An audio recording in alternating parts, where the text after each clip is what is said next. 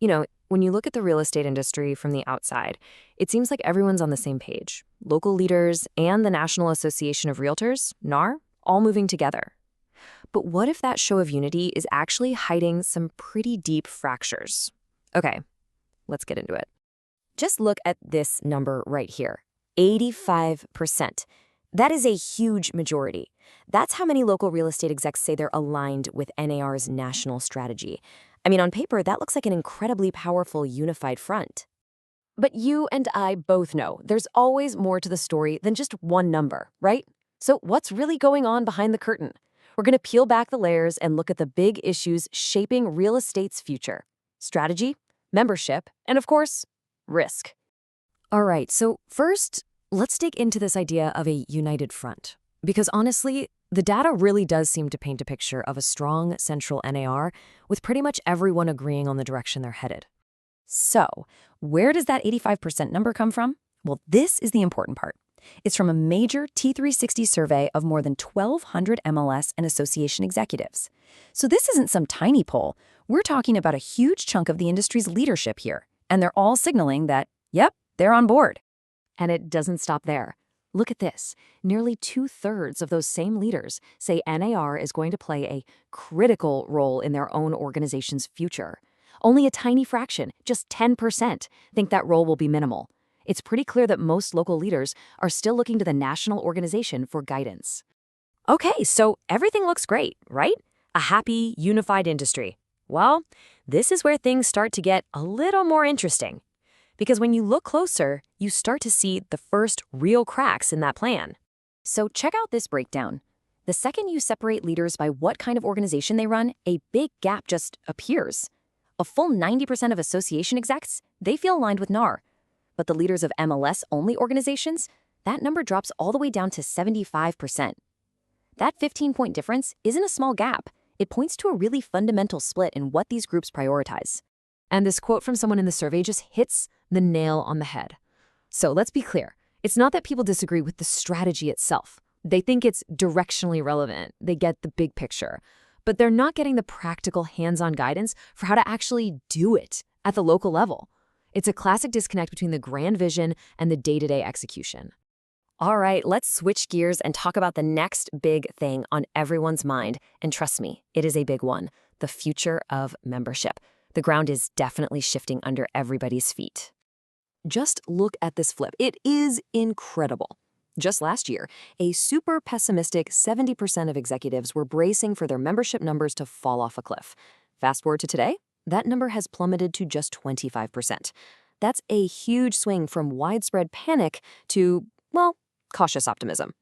But okay, before we all get too excited, here's a little reality check. While way fewer leaders expect their numbers to drop, actual growth is still proving tough to find. Only about 1/3 of them saw their membership go up last year, and 40% just stayed flat. So yeah, the bleeding may have stopped, but we're not exactly running a marathon here.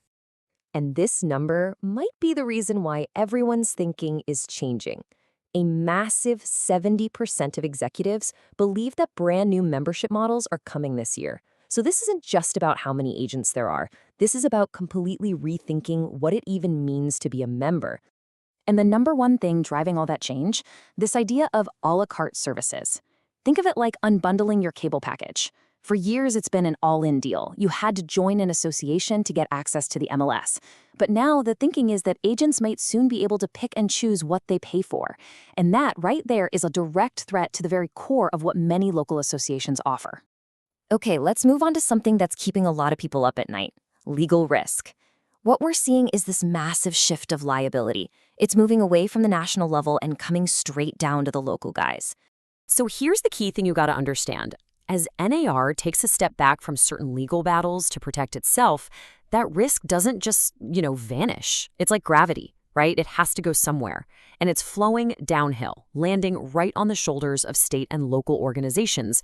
And now they're the ones who have to figure it all out, but with a lot less cover from above. So what's the result of all that? Well, compliance is now the absolute number one risk for 42% of all leaders.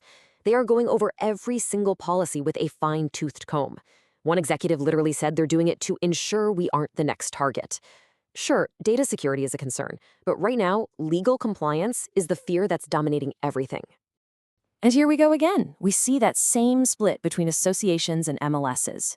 Half, a full 50% of all association leaders say compliance is their top risk. For MLS leaders, it's only 30%. And that makes total sense, right? Associations are on the front lines of membership rules and conduct, so they are feeling the legal heat way more intensely.